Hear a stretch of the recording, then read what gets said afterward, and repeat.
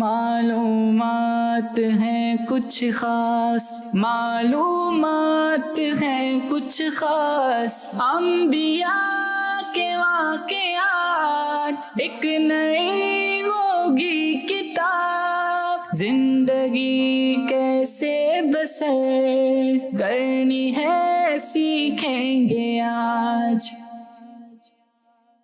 الحمدللہ رب العالمین والصلاة والسلام علی سید المرسلین، اما بعد فاعوذ باللہ من الشیطان الرجیم، بسم اللہ الرحمن الرحیم۔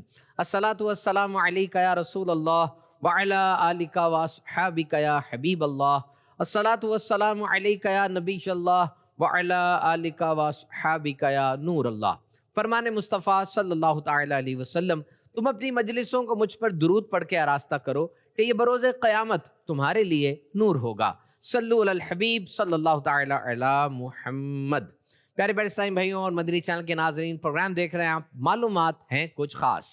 آج حضرت عمر فاروق اعظم رضی اللہ تعالیٰ عنہ کی ایک بڑی ہی زبردست فضیلت آپ سے شیئر کرتا ہوں، اور وہ یہ ہے کہ قرآن مجید آپ کی رائے کے موافق نازل ہوتا تھا۔ حضرت علی کرم اللہ تعالی وجہہ الکریم فرماتے ہیں کہ قرآن کریم میں حضرت عمر رضی اللہ تعالیٰ عنہ کی رائیں موجود ہیں۔ حضرت ابن عمر رضی اللہ تعالیٰ عنہ سے روایت ہے کہ اگر کسی معاملہ میں لوگوں کی رائے دوسری ہوتی اور حضرت عمر رضی اللہ تعالیٰ عنہ کی رائے دوسری، تو قرآن مجید حضرت عمر رضی اللہ تعالیٰ عنہ کی رائے کے موافق نازل ہوتا تھا۔ مجاہد رضی اللہ تعالیٰ عنہ سے مروی ہے کہ حضرت عمر کسی معاملے میں جو کچھ مشورہ دیتے تھے، قرآن شریف کی آیتیں اسی کے مطابق نازل ہوتی تھیں۔ حضرت عمر فاروق اعظم رضی اللہ تعالیٰ عنہ سے بہت سی کرامتیں بھی ظاہر ہوئیں۔ علامہ ابو نعیم نے دلائل میں حضرت عمر بن حارث رضی اللہ تعالیٰ عنہ سے روایت کی ہے کہ حضرت عمر فاروق اعظم رضی اللہ تعالیٰ عنہ جمعہ کا خطبہ فرما رہے تھے۔ یکایک آپ نے درمیان میں خطبہ چھوڑ کر 3 بار یہ فرمایا، اے ساریہ پہاڑ کی طرف جاؤ، اے ساریہ پہاڑ کی طرف جاؤ، اے ساریہ پہاڑ کی طرف جاؤ۔ اس طرح حضرت ساریہ رضی اللہ تعالیٰ عنہ کو پکار کر پہاڑ کی طرف جانے کا حکم دیا، اور اس کے بعد پھر خطبہ شروع فرما دیا۔ حضرت عبد الرحمن بن عوف رضی اللہ تعالیٰ عنہ نے بعد نماز حضرت عمر رضی اللہ تعالیٰ عنہ سے دریافت کیا کہ آپ تو خطبہ فرما رہے تھے، پھر یکایک بلند آواز سے کہنے لگے، یا ساریہ پہاڑ کی طرف جاؤ، تو یہ کیا معاملہ تھا؟ حضرت عمر رضی اللہ تعالیٰ نے فرمایا، قسم ہے خدائے ذوالجلال کی، میں ایسا کہنے پر مجبور ہو گیا تھا۔ یعنی میں نے مسلمانوں کو دیکھا کہ وہ پہاڑ کے پاس لڑ رہے ہیں اور کفار ان کو آگے اور پیچھے سے گھیرے ہوئے ہیں، یہ دیکھ کر مجھ سے ضبط نہ ہو سکا اور میں نے کہہ دیا، اے ساریہ پہاڑ کی طرف جاؤ۔ اس واقعے کے کچھ روز بعد حضرت ساریہ رضی اللہ تعالیٰ عنہ کا قاصد ایک خط لے کر آیا جس میں لکھا تھا کہ ہم لوگ جمعہ کے دن کفار سے لڑ رہے تھے اور قریب تھا کہ ہم شکست کھا جاتے کہ عین جمعہ کی نماز کے وقت ہم نے کسی کی آواز سنی، اے ساریہ پہاڑ کی طرف ہٹ جاؤ۔ اس آواز کو سن کر ہم پہاڑ کی طرف چلے گئے تو خدا تعالیٰ نے کافروں کو شکست دی، ہم نے انہیں قتل کر ڈالا، اس طرح ہم کو فتح حاصل ہو گئی۔ حضرت ساریہ نہاوند میں لڑائی کر رہے تھے، جو ایران میں صوبہ آذربائیجان کے پہاڑی شہروں میں سے ہے اور مدینہ طیبہ سے اتنی دور ہے کہ اس زمانے میں وہاں سے چل کر 1 ماہ کے اندر نہاوند نہیں پہنچ سکتے تھے۔ تو جب وہ شہر مدینہ طیبہ سے اتنی دور ہے کہ اس زمانے میں آدمی وہاں سے چل کر 1 ماہ میں بھی نہیں پہنچ سکتا، مگر حضرت عمر فاروق اعظم رضی اللہ تعالیٰ عنہ نے مسجد نبوی میں خطبہ فرماتے ہوئے حضرت ساریہ کو نہاوند میں لڑتے ہوئے ملاحظہ فرمایا، اور آپ نے یہ بھی دیکھا کہ دشمن مسلمانوں کو آگے پیچھے سے گھیرے ہوئے ہے اور پہاڑ قریب میں ہے۔ پھر آپ نے انہیں آواز دے کر پہاڑ کی طرف جانے کا حکم فرمایا اور بغیر کسی مشین کی مدد سے اپنی آواز کو وہاں تک پہنچا دیا۔ یقیناً یہ عمر فاروق اعظم رضی اللہ تعالیٰ عنہ کی ایک کھلی ہوئی کرامت ہے۔ اسی طرح کہا جاتا ہے کہ عمر بن العاص رضی اللہ تعالیٰ عنہ نے حضرت عمر رضی اللہ تعالیٰ عنہ کے زمانہ خلافت میں مصر کو فتح کیا، تو اہل عجم ایک مقررہ دن پر حضرت عمر بن العاص رضی اللہ تعالیٰ عنہ کے پاس آیا اور کہا، اے حاکم، ہمارے اس دریائے نیل کے لیے ایک پرانا طریقہ چلا آ رہا ہے کہ جس کے بغیر وہ جاری نہیں ہوتا بلکہ خشک رہتا ہے، اور ہماری کھیتی کا دار و مدار اسی دریائے نیل کے پانی پر ہے۔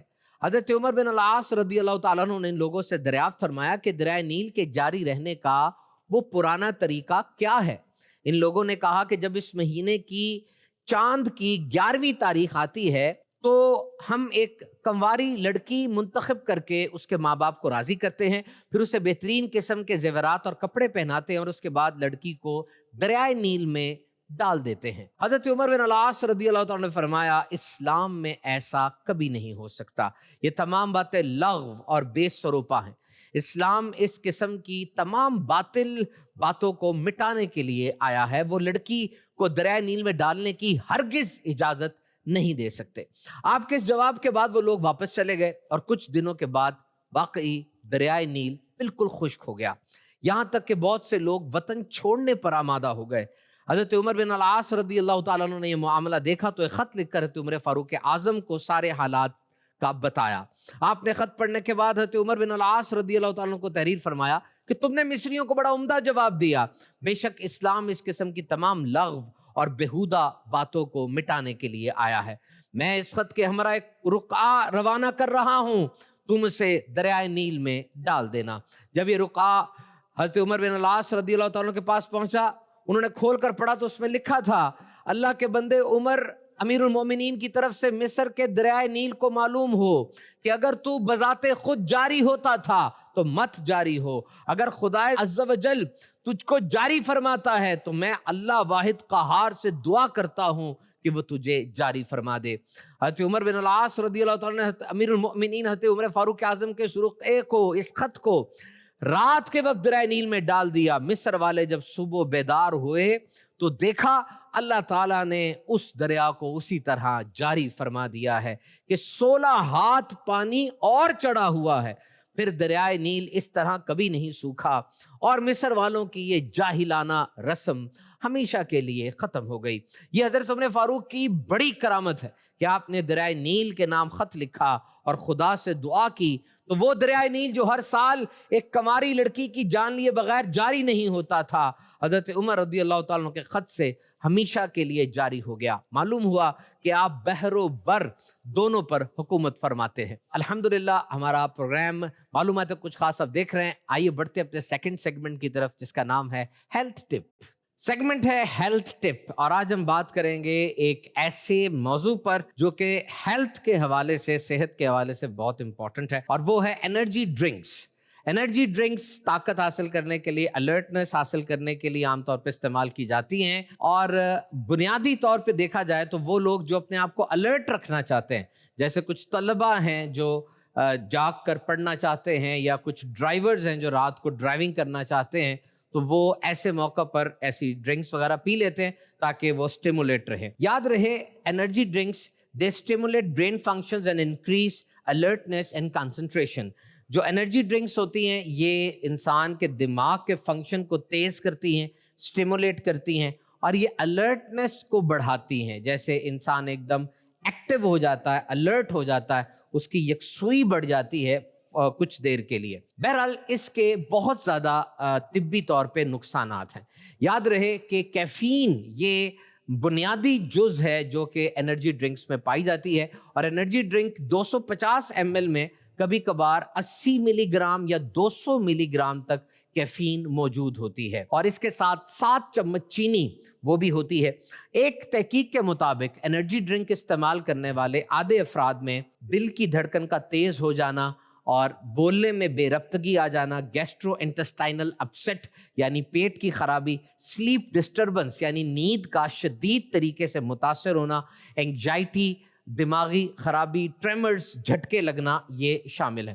اور ایسے لوگ جو کہ بہت زیادہ کرونک انرجی ڈرنکرز ہوں، بہت زیادہ انرجی ڈرنکس پیتے ہیں اور انہوں نے اپنی زندگی کا دار و مدار ہی انرجی ڈرنکس پر رکھا ہے، ان میں انکریز اسٹریس اور ڈیکریز سلیپ یعنی ان کے اندر اسٹریس کا بڑھ جانا اور نیند کا کم ہو جانا، یہ ایک کامن سمٹم دیکھا گیا۔ یاد رہے مدنی چینل کے ناظرین کہ ایک اڈلٹ کے لیے 6 سے 7 گھنٹے کی نیند یہ بہت ضروری ہے، اور ایک تحقیق کے مطابق ایڈولسنٹ میں یعنی جب ایک انسان وہ جوانی کے اندر ہی یا بچپن میں ہی انرجی ڈرنکس کا عادی بن جاتا ہے تو عام طور پہ دیکھا گیا کہ وہ بڑے ہو کے شراب نوشی بھی کرتا ہے، اور یہ شراب نوشی کرتے وقت اس کے اندر انرجی ڈرنک کو بھی شامل کیا جاتا ہے جو اس کے نقصانات کو مزید بڑھا دیتی ہے جو صحت کے طور پہ ہوتے ہیں۔ This is a very fastest growing industry in the world. آج دنیا میں بہت زیادہ تشہیر کی جاتی ہے اس کی، اور بہت زیادہ ایڈورٹائزمنٹ کی جاتی ہے، اور لوگ یہ سمجھتے ہیں جیسے یہ بہت زیادہ اہم چیز ہے، اس کو پیے بغیر ہم رہ نہیں پائیں گے۔ It is banned in many countries. دنیا کے بہت سے ملکوں میں انرجی ڈرنکس کے اوپر بین بھی لگا ہوا ہے، اور چونکہ ہر جگہ پر یہ موجود ہیں اور لوگ اس کو فیشن کے طور پر بھی پیتے ہیں، لیکن یہ یاد رہے ڈاکٹرز کے مطابق if the kid is tired they should sleep and they should not go for any energy drink to awake. This is not a good idea کہ اگر تو بچے یا دیگر افراد اپنے آپ کو تھکا ہوا محسوس کرتے ہیں تو وہ اس ٹائم پہ سو جائیں، اور سو کر اپنی اس انرجی کو ریوائٹلائز کریں، ریجوینیٹ کریں، دوبارہ اپنے آپ کو ایکٹیو کریں، نہ کہ اس طرح کے مصنوعی سہارے لے کر وہ اپنے جسم کو مزید خراب کریں۔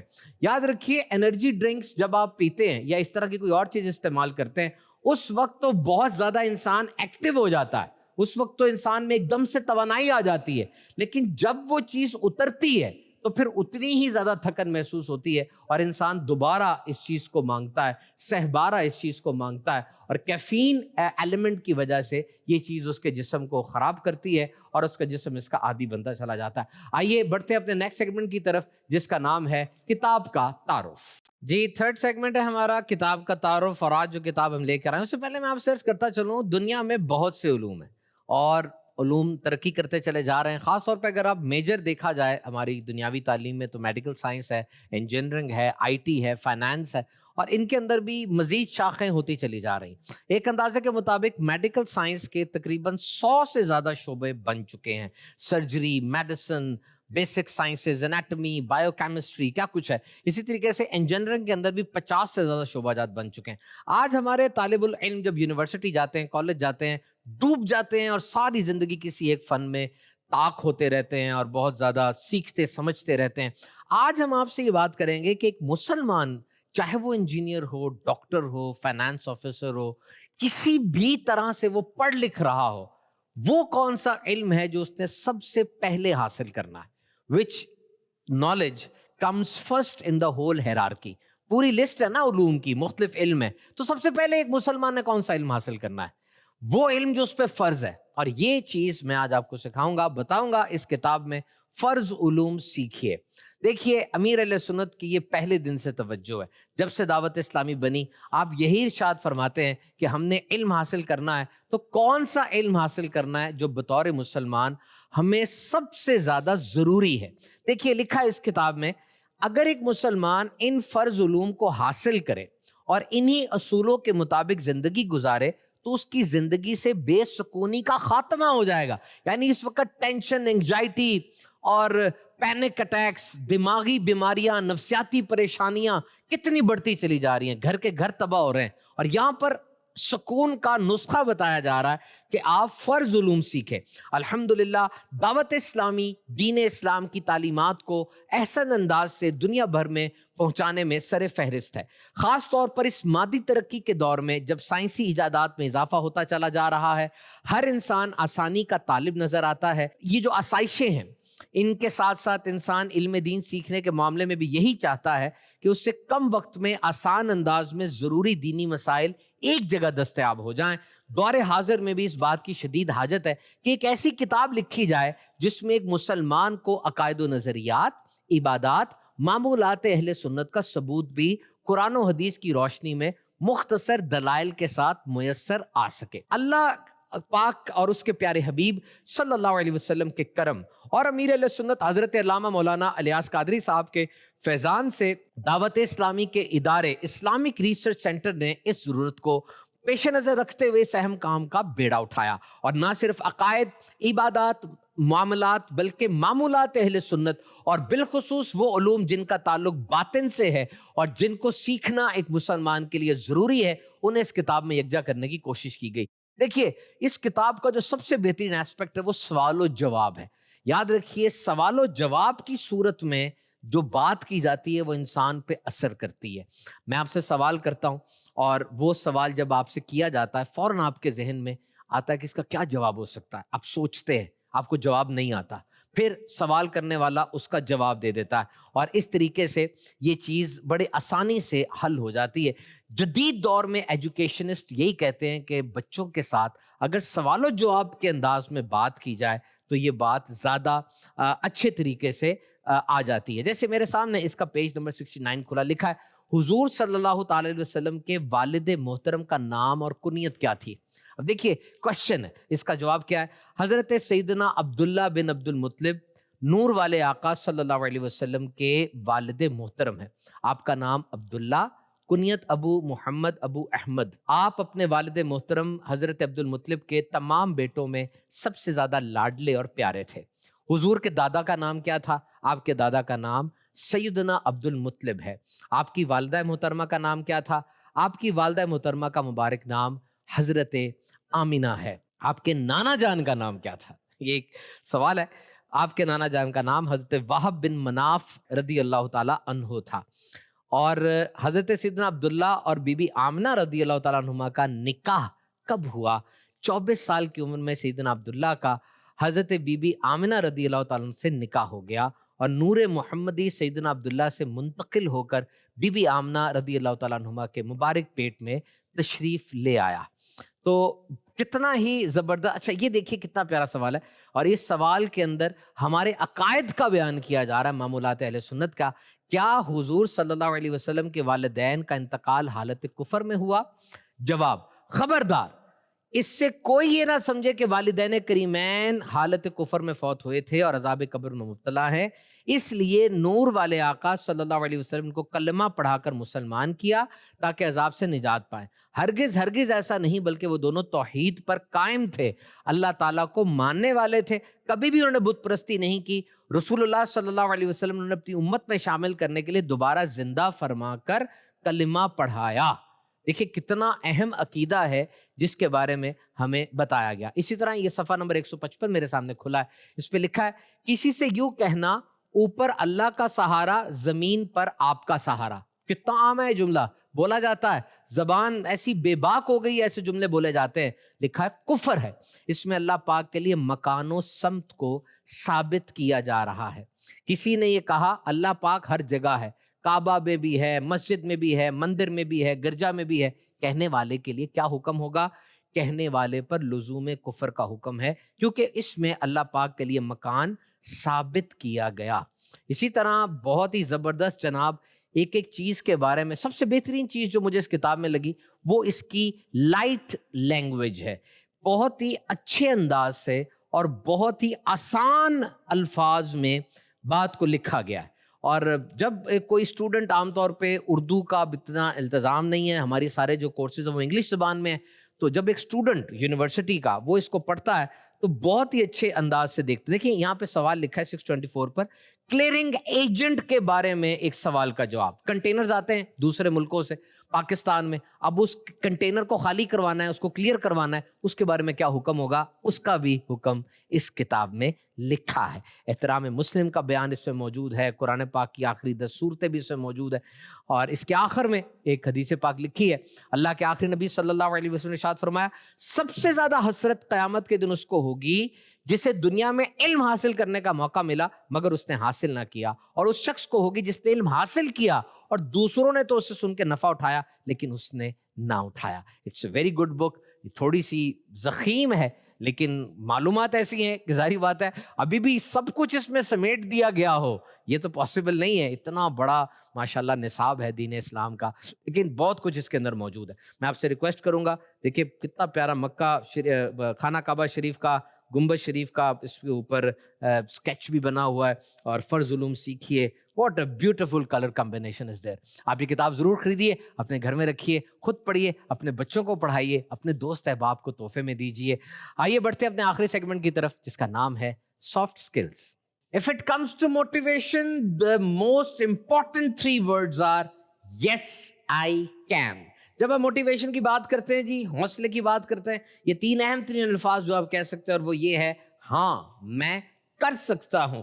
First of all listen these important word, جو الفاظ آپ بولتے ہیں اپنے آپ سے اس کی اہمیت کے بارے میں سنیے۔ میرے بچے تو مجھے بہت تنگ کرتے ہیں، میرا آفس تو جناب ایسا ہے, یہاں پر لیگ پولنگ بہت ہوتی ہے, میں تو رہتا ہی بیمار ہوں.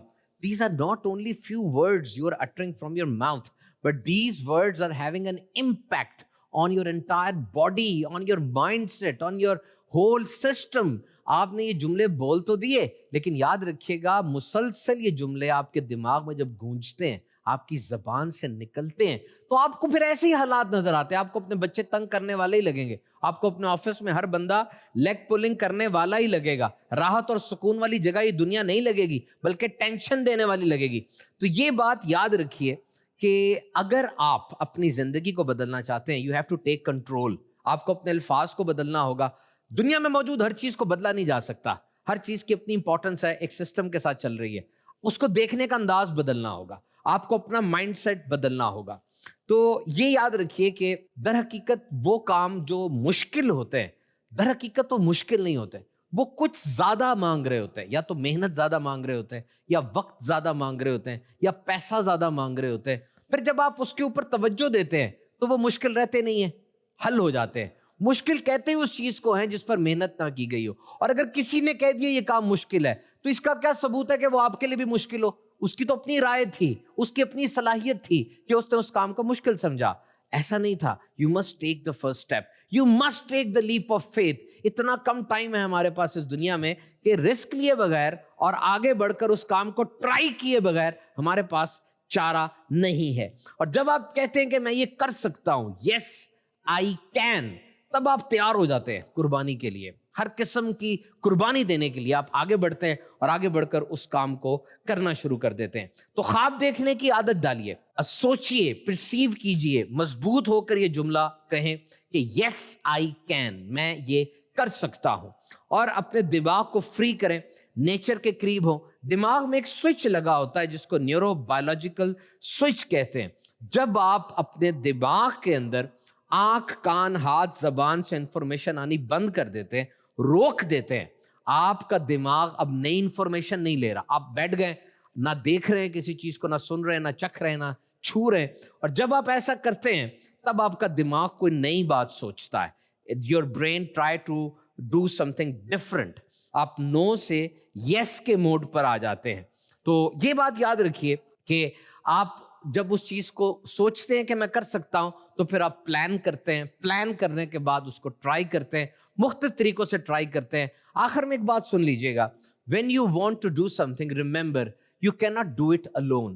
اس دنیا میں رہ کر ہم نے ایک بات یہ سیکھی ہے کہ اکیلے کوئی کام کرنا یہ بہت مشکل ہے. انسان انسان کی مدد کرتا ہے, انسان انسان کے ساتھ مل کے رہتا ہے, انسان انسان سے سیکھتا ہے, انسان اپنے وسائل ایک دوسرے کے ساتھ شیئر کرتا ہے. اور جب ایک ٹیم ورک ہوتا ہے, جب سب جیتتے ہیں اور سب ایک دوسرے کے ساتھ کولیبوریٹ کرتے ہیں, تو سب کی انرجیز آپس میں شیئر ہو جاتی ہیں. ٹیم ورک کرنا سیکھیے. آج کے اس دور میں جب عوام بہت زیادہ ہے, نوکریاں, روزگار اتنا نہیں ہے, team work, problem solving, decision making, یہ وہ اوصاف ہیں جو کہ انسان کو اچھے مستقبل کی طرف لے جا سکتے ہیں. آپ نے پروگرام دیکھا, معلومات ہے کچھ خاص, مدنی چینل دیکھتے رہیے گا. معلومات ہیں کچھ خاص, معلومات ہیں کچھ خاص, انبیاء کے واقعات, ایک نئی ہوگی کتاب, زندگی کیسے بسر